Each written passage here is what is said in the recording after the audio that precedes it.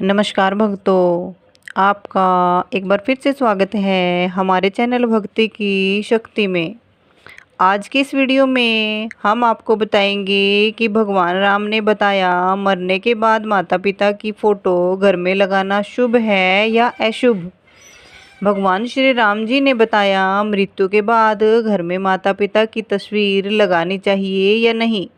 सुनिए ये कथा और जाइए भवसागर से पार। भक्तों, भगवान श्री राम जी कहते हैं कि माता पिता हमारे प्रथम देवता होते हैं। उनका प्रेम, त्याग और आशीर्वाद हमारे जीवन की सबसे बड़ी संपत्ति है। परंतु जब वे इस संसार से विदा ले लेते हैं तो लोग उनकी स्मृति में उनके चित्र अपने घर में लगाते हैं। ऐसे में ये प्रश्न उठता है कि क्या मृत्यु के पश्चात माता पिता की तस्वीर घर में लगानी चाहिए? क्या इसका कोई आध्यात्मिक प्रभाव होता है? आइए जानें भगवान श्री राम की इस विषय में क्या कहते हैं। आज की इस अलौकिक कथा में भगवान श्री राम जी स्वयं एक भक्त को इस रहस्य से अवगत कराते हैं। यह प्राचीन समय की बात है। एक दिन देवऋषि नारद पृथ्वी पर घूमते घूमते निकले थे। तब उन्होंने देखा कि कुछ लोग किसी मृत व्यक्ति की चिता के पास खड़े होकर रो रहे हैं और मन ही मन दुखी हो रहे हैं। कुछ समय बाद उस मृत व्यक्ति के परिजनों ने उसका चित्र अपने घर में लगाया और उसके समक्ष बैठकर उन्हें उसे स्मरण करने लगे। यह दृश्य देखकर देवऋषि नारद आश्चर्यचकित हो गए और सोचने लगे, जिस व्यक्ति की मृत्यु हो गई है उसके परिजन उसके चित्र को घर में क्यों लगा रहे हैं? अब इस संसार से मुक्त हो गया है, फिर उसके चित्र का घर में क्या प्रयोजन? क्यों ऐसा करने से मृत व्यक्ति की कृपा प्राप्त होती है, या इसका कोई और अर्थ है? देवऋषि नारद इस दृश्य को देखकर कुछ समझ नहीं पाए। अपने प्रश्नों के उत्तर पाने के लिए उन्होंने भगवान श्री हरि विष्णु जी से लोक वैकुंठ की ओर प्रस्थान किया। वहां पहुंचकर देवऋषि नारद ने भगवान श्री हरि विष्णु जी को प्रणाम किया। भगवान विष्णु जी ने देवऋषि नारद को देखकर समझ लिया कि आज वे किसी संदेह को लेकर पधारे हैं। तब भगवान विष्णु बोले, हे ब्रह्मनंदन देवऋषि नारद, आपका वैकुंठ लोक में स्वागत है। बताइए, आज किस उद्देश्य से आप यहाँ पधारे हैं? कौन सी चिंता आपको व्यथित कर रही है? निश्चय ही आज आप किसी शंका के समाधान के लिए यहाँ आए हैं। भगवान विष्णु जी की वाणी सुनकर देवऋषि नारद ने कहा, हे प्रभु, आज मैं आपसे ये जानने आया हूँ कि पृथ्वी पर जब किसी व्यक्ति की मृत्यु हो जाती है तो उसके परिजन उसका चित्र अपने घर में क्यों लगाते हैं? क्या ऐसा करना उचित है? ऐसा करने से परिजनों को क्या लाभ होता है? क्या मृत व्यक्ति का आशीर्वाद उन पर बना रहता है? देवऋषि नारद की बात सुनकर भगवान श्री हरि विष्णु जी बोले, हे देवऋषि नारद, आज आपने एक अत्यंत महत्वपूर्ण प्रश्न पूछा है। आपके इस प्रश्न के उत्तर में समस्त मानव जाति का कल्याण छिपा हुआ है। अतः हे नारद, मैं आपको इस प्रश्न का उत्तर एक अलौकिक कथा के माध्यम से देता हूँ। आप इस कथा को आरंभ से अंत तक ध्यानपूर्वक सुनिए, क्योंकि जो भी इस कथा को पूर्ण रूप से स्मरण करता है उस पर मेरी कृपा सदा बनी रहती है।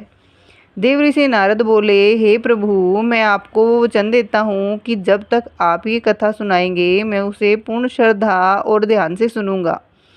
कृपया अब मुझे वह कथा सुनाइए। तब भगवान श्री हरि विष्णु जी कथा आरंभ करते हुए बोले, हे ब्रह्मनंदन देवऋषि नारद, ये कथा समस्त संसार का कल्याण करने वाली है। ये बहुत प्राचीन काल की बात है, जब भारत में रामदास नामक एक युवक रहता था। रामदास भगवान श्री कृष्ण का परम भक्त था। वह सदा सच्चे धर्म का पालन करता और अपने माता पिता की सेवा करता था। समय धीरे धीरे बीतता गया और वह अपने माता पिता के साथ एक सुखमय जीवन व्यतीत कर रहा था। रामदास की पत्नी का नाम साधना था। साधना भी एक चरित्रवान, धर्मनिष्ठ और पतिव्रता स्त्री थी। रामदास अत्यंत परिश्रमी था। वह दिन भर श्रद्धा से परिश्रम करता और जो कुछ कमाता उससे अपने परिवार का पालन पोषण करता। उसे अपने माता पिता से अत्यंत प्रेम था। फिर एक दिन अचानक उसके माता पिता का निधन हो गया। रामदास अत्यंत दुखी हो गया। माता पिता के अंतिम संस्कार के पश्चात उसने उनके बड़े चित्र घर के पूजा स्थल में स्थापित कर दिए और प्रतिदिन उनकी पूजा करने लगा। अब उनका जीवन माता पिता की पूजा करते हुए बीतने लगा। कुछ सप्ताह बाद उसके जीवन में अजीब घटनाएं घटने लगी। मानसिक अशांति बढ़ने लगी, घर में कलह होने लगी और वह सपनों में विचित्र दृश्य देखने लगा। अब उसका अपनी पत्नी साधना से प्रतिदिन झगड़ा होने लगा। रामदास का मन पूरी तरह से अशांत हो गया। एक दिन वह गंगा के तट पर बैठकर रोने लगा। वहाँ गंगा किनारे श्री कृष्ण का एक मंदिर था। वह श्रद्धा के स्थान पर उस मंदिर में गया और भगवान श्री कृष्ण के सामने बैठकर प्रार्थना करने लगा। वह कहने लगा, हे श्री कृष्ण, हे मुरलीधर, मुझे मार्ग दिखाइए। मैं अपने माता पिता की पूजा करके उन्हें श्रद्धांजलि अर्पित कर रहा हूँ, फिर भी मेरे जीवन में इतना अशांति क्यों है। वह सच्चे हृदय से भगवान श्री कृष्ण से प्रार्थना कर रहा था। तभी वहाँ एक दिव्य प्रकाश प्रकट हुआ। चारों ओर दिव्य सुगंध फैल गई और भगवान श्री कृष्ण प्रकट हुए। उनकी आंखों में करुणा थी और स्वर अत्यंत शांत था। श्री कृष्ण को सामने देखकर रामदास स्तब्ध रह गया। उसे विश्वास नहीं हुआ कि स्वयं भगवान श्री कृष्ण उसे दर्शन दे रहे हैं। फिर कुछ हाथ जुटाकर वह बोला, हे प्रभु, आज आपका दर्शन पाकर मेरा जीवन सफल हो गया। अब मेरे मन में कोई संशय नहीं रहा, किंतु मैं यह जानना चाहता हूँ कि मेरे जीवन में यह क्लेश क्यों आया, जबकि मैं तो अपने माता पिता की पूजा करता हूँ। भगवान श्री कृष्ण बोले, हे पुत्र रामदास, निसंदेह तुम्हारी भक्ति और प्रेम महान है। तुम्हारे हृदय में अपने माता पिता के लिए जो भाव हैं वे पूजनीय हैं, किंतु जो तुमने अज्ञानवश किया वह न केवल आत्मा को बांधता है बल्कि तुम्हारे जीवन में पीड़ा भी लाता है। जब कोई अपने प्रियजनों को खोता है, विशेषकर माता पिता को, तो उन्हें याद करना और सम्मान देना उचित है, किंतु कुछ नियमों और मर्यादाएं हैं जिन्हें हर मनुष्य को जानना आवश्यक है। हे पुत्र, जब कोई आत्मा इस शरीर को छोड़ती है तब उसका उद्देश्य होता है अगले जन्म की ओर बढ़ना और उस यात्रा को पूर्ण करना जो ब्रह्मांड में ने उनके लिए निर्धारित की है। लेकिन जब हम उस आत्मा के चित्र को पूजा स्थल में रखकर प्रतिदिन दीप जलाते हैं, फूल अर्पित करते हैं, तो यह प्रेम एक बंधन बन जाता है। जो आत्मा आगे बढ़ना चाहती है वह हमारे प्रेम के कारण उसी भावना में अटक जाती है। भक्ति दिखाओ पर उन्हें प्रेम से मुक्त करो। उन्हें बांधो नहीं, उन्हें आशीर्वाद के साथ विदा करो। प्रार्थना करो लेकिन पकड़ो नहीं, क्योंकि सच्चा प्रेम वही है जो आत्मा की मुक्ति चाहता है, न कि उसे अपने मोह में फंसाए। भगवान श्री कृष्ण ने शांत स्वर में कहा, हे पुत्र, यह जानना हर गृहस्थ के लिए आवश्यक है कि जिस स्थान पर भगवान की ऊर्जा होती है, जहाँ मंत्रों की ध्वनि गूंजती है, जहाँ दीपक की ज्योति आत्मा को परमात्मा से जोड़ती है, वहाँ मृत व्यक्तियों के चित्र नहीं लगाए जाते, क्योंकि वह स्थान आत्मा की मुक्ति का केंद्र होता है, न कि बंधन का। जब हम पूजा स्थल में पितरों के चित्र लगाते हैं तो अनजाने में हम दो अलग अलग शक्तियों को एक स्थान पर जोड़ देते हैं। इससे न केवल आत्मा उलझती है बल्कि गृहस्थ जीवन की शांति भी भंग होती है। भगवान का स्थान आत्मा की मुक्ति का केंद्र होता है और पितरों का स्थान स्मृति और श्रद्धा का। अतः इन दोनों को अलग अलग रखना चाहिए। भगवान श्री कृष्ण आगे कहते हैं, यदि तुम अपने माता पिता का चित्र घर में रखना चाहते हो तो ध्यान रहे कि वह पूजा स्थल न हो, वह स्थान केवल स्मृति हो जहाँ दीपक या अगरबत्ती न जलाई जाए। वह श्रद्धांजलि हो, पूजा नहीं। पूजा वहाँ होती है जहाँ हम भगवान का आह्वान करते हैं और स्मरण वहाँ होता है जहाँ हम किसी को प्रेम पूर्वक याद करते हैं। हे पुत्र, प्रेम और पूजा के अंतर को समझो। जो आत्मा जा चुकी है उसे सम्मान दो, किंतु ईश्वर की पूजा और आत्मा की स्मृति का मार्ग एक जैसा न बनाओ। यही सच्चा धर्म है। जो संतान तुम्हारे मन में है वह स्वाभाविक है। माता पिता के निधन के बाद हर संतान उनके लिए कुछ करना चाहती है। पितरों की भांति के लिए श्राद्ध और तर्पण सर्वोत्तम उपाय हैं।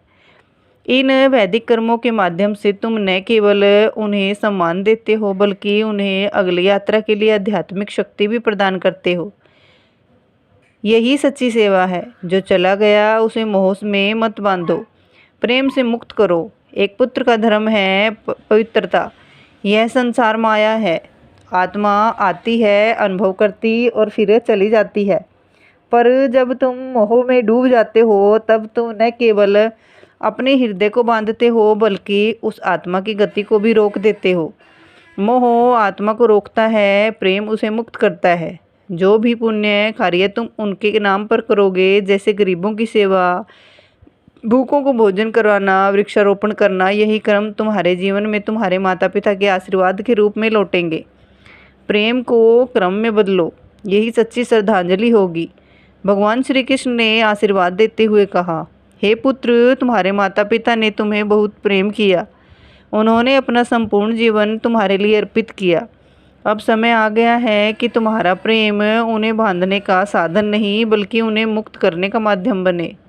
यदि तुम अपने घर में सुख और शांति चाहते हो तो पहले उन आत्माओं की शांति दो जो अब इस लोक की नहीं रही। आस्था आवश्यक है पर संयम के साथ।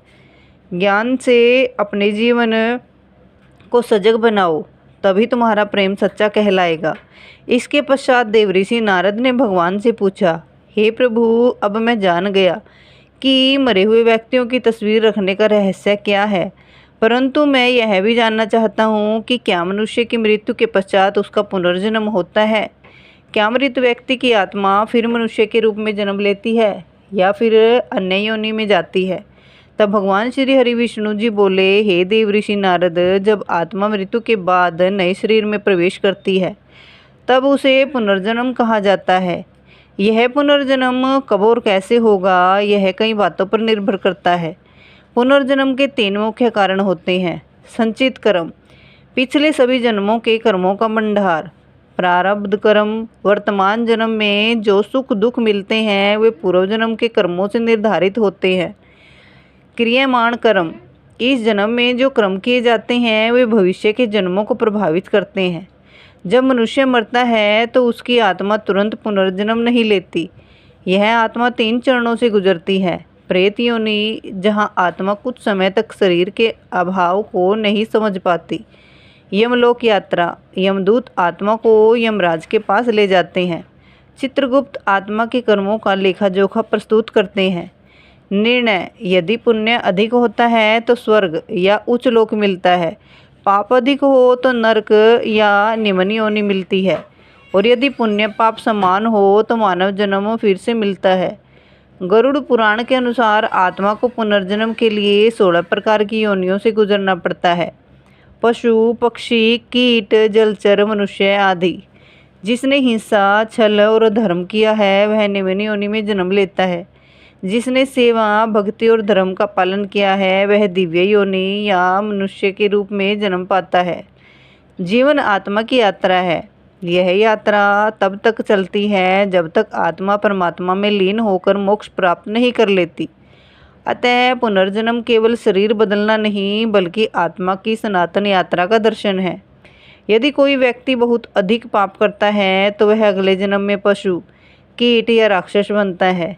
यदि कोई व्यक्ति बहुत अधिक पुण्य करता है तो वह मृत्यु के पश्चात स्वर्ग को प्राप्त करता है, और यदि कोई व्यक्ति इसके विपरीत आचरण करता है अर्थात घोर पाप करता है तो उसे मेरे ही आदेश से नरक में अनेक वर्षों तक कठोर दंड दिया जाता है तथा उसे नरक की भयंकर यंत्रणाएं सहनी पड़ती है। आगे भगवान श्री हरि विष्णु जी कहते हैं, हे देव ऋषि नारद, दूसरा कारण है मृत्यु के समय व्यक्ति की मानसिक अवस्था।